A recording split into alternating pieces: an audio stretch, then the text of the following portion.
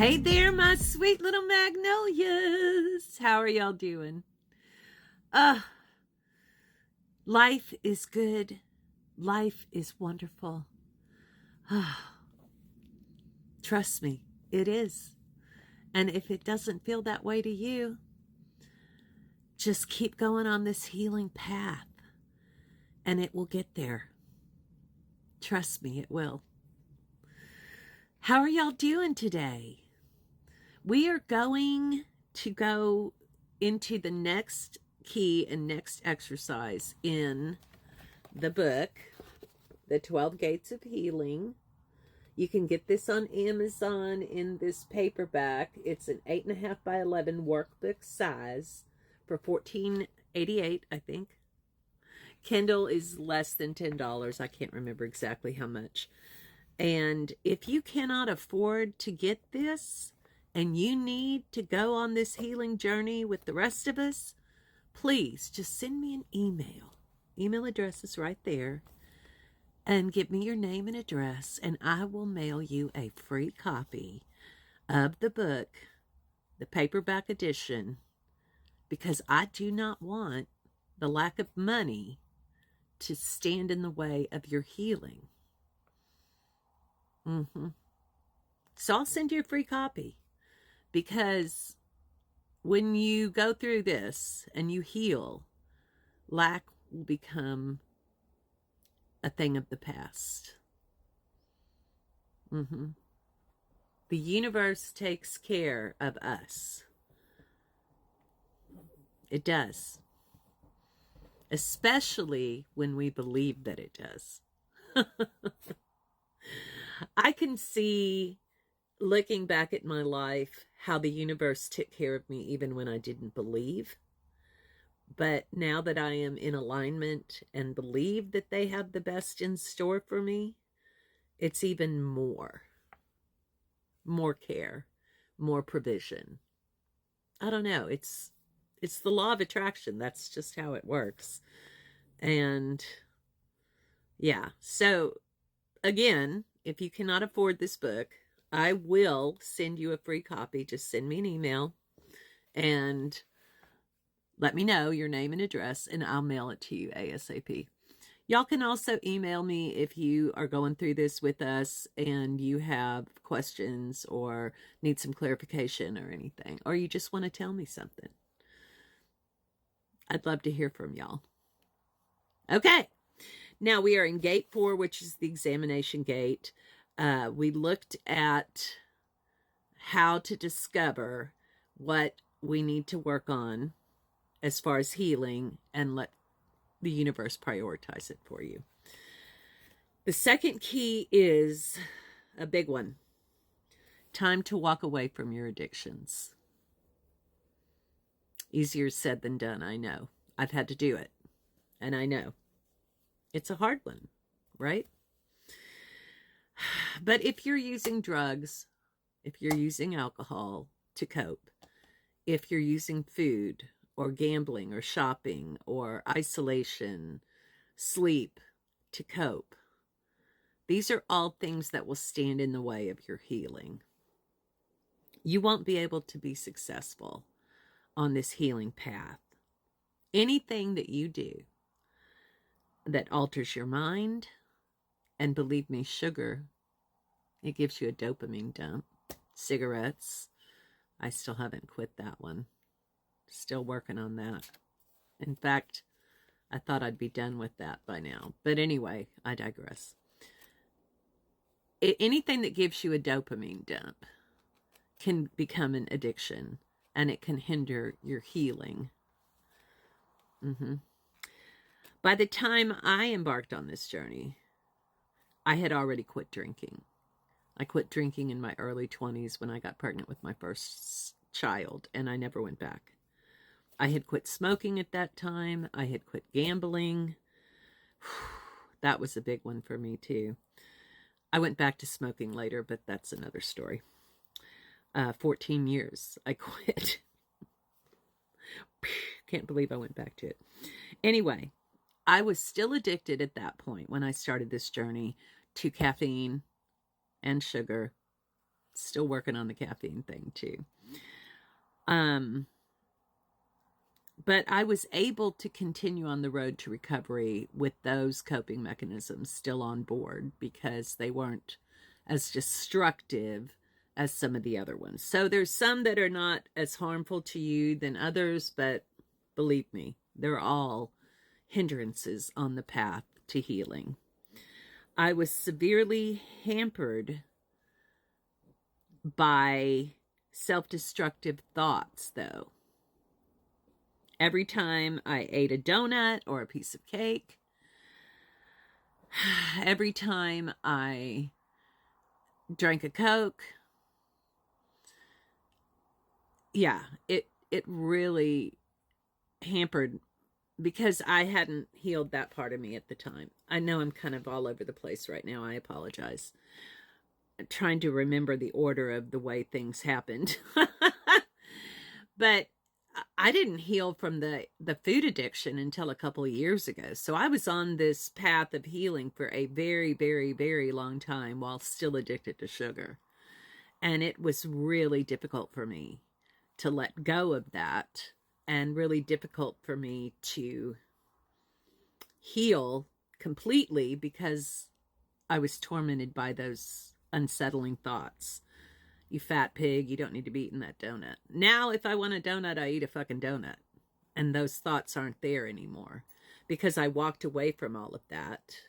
Yeah, I've only walked away from the sugar addiction a couple years ago. So it was a real struggle throughout this healing journey because that was kind of the last big bugaboo that I had to overcome, was my self-loathing at my body, my weight, and what I put in my mouth. So anyway, I said all of that to say it is so important for you to do your best to quit doing the things that you have been doing, perhaps for decades, to cope with your trauma in order to heal from your trauma. You've kind of got to lay aside those coping mechanisms and strategies so that you can get to the work of healing that trauma.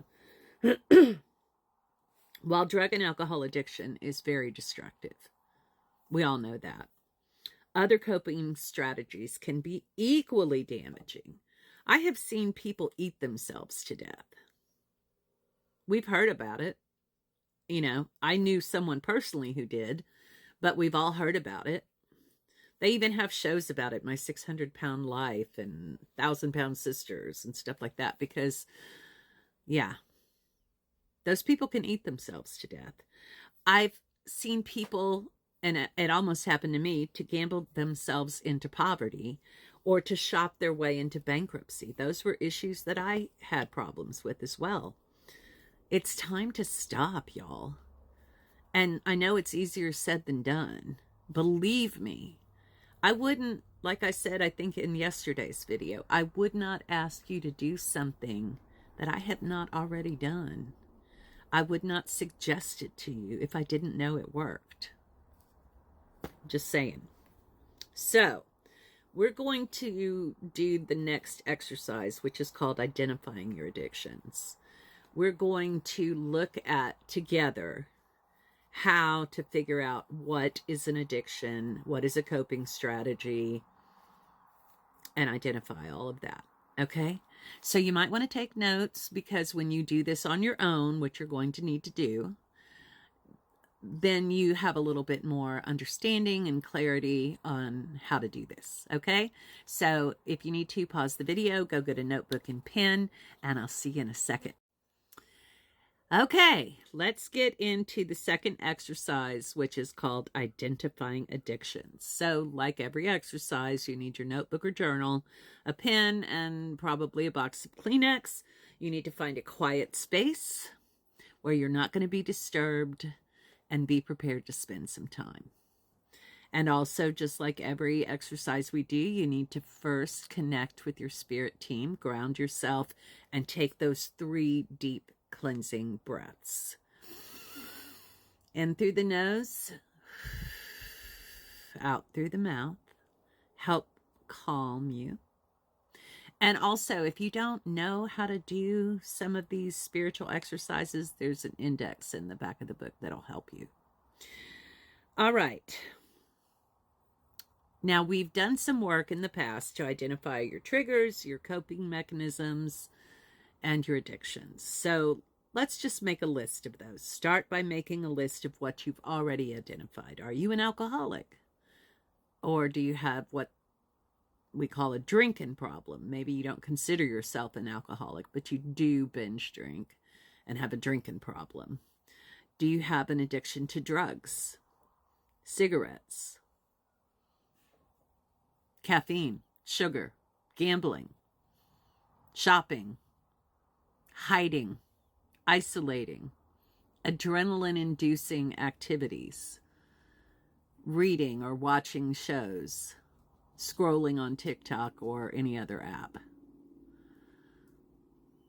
All of these can be addictions. So make a list of things that you do to escape the pain of your past trauma. And then you're going to sit with that list and contemplate it. Just really look at it.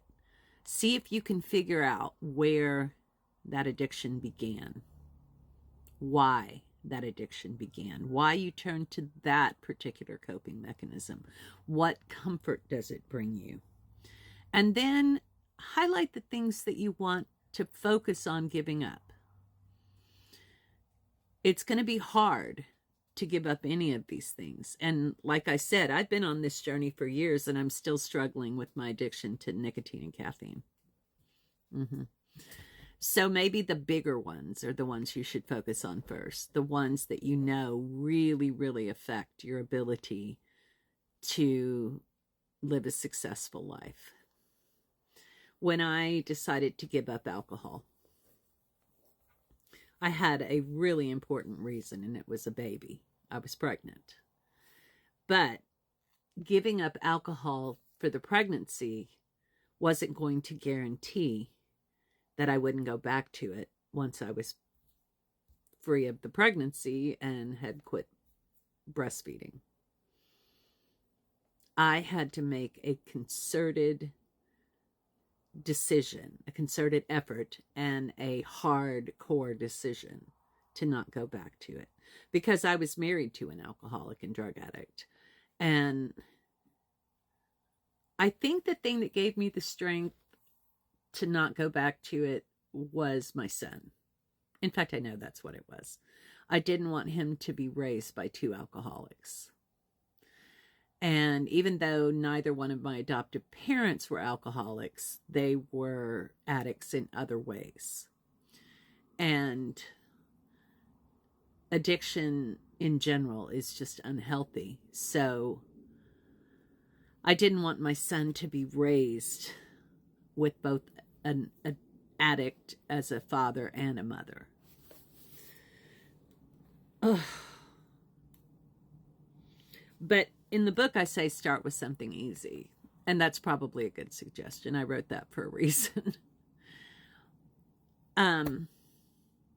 If you drink 10 cups of coffee a day, that's not healthy. Maybe try to cut it in half or in fours. That might be the first thing you tackle. Or if you spend a ridiculous amount of money shopping online or in stores, maybe take a break from that for a couple of weeks. Tell yourself you can't buy anything that's not a necessity for the next couple of weeks, and see how you do with that. But then you really need to focus on the big ones. Make a decision today with whatever you decide to give up. Make a decision today. The day that you do the exercise, make the decision. I'm going to give this up today. And like I said, you can put a 2-week hiatus on it just to see how you do. It's up to you. This is your issue. You handle it the way that you need to handle it. Your journey, your decision, your choice. Do it the way that you think it needs to be done. because nobody else can dictate how you heal. Nobody else should try to dictate how you handle your addictions. And then when you're through with this exercise of making the list and contemplating it and deciding what you're going to work on first, then you need to burn sage or Palo Santo or however you clear your energy, so that when you either go to sleep after your exercise or go interact with other humans, you're not taking any negative energy with you, okay? You're going to need to repeat this exercise as many times as you have addictions. If you've developed a multitude of coping strategies, you need to deal with each of them separately. It needs to be addressed on its own. Don't make the mistake of trying to stop everything at once, because, wow, that will not work. You will fail most assuredly, and it will just make it harder when you decide to try again. Tackle one issue and one addiction at a time. Like I said, choose the easiest one first. And once you feel like you've successfully given that particular thing up, then come back to this exercise and work on the next one. You can continue this journey even if you haven't completely given up on all of your addictions. It will be a little bit more difficult if you're still practicing addictions, especially ones that are mind-altering. But as you move through the gates and complete the exercises, walking away from those addictions will actually become easier. So I recommend you keep going on the journey as you're working on giving up your addictions. Whew. This has been a heavy exercise, right? Next thing we're going to tackle is the third key, which is assessing your mental health and taking care of yourself. So that's what's next. But for now, pat yourself on the back for continuing and getting this far. I'm proud of you. And I know your future self is proud of you. You can do this, my sweet little magnolias. It's hard, but anything that is worth it is worth working for. So keep going. As Dory says, just keep swimming, swimming, swimming. Just keep swimming. You're going to make it. Yeah. You can do this. All right. Love y'all. See you next time.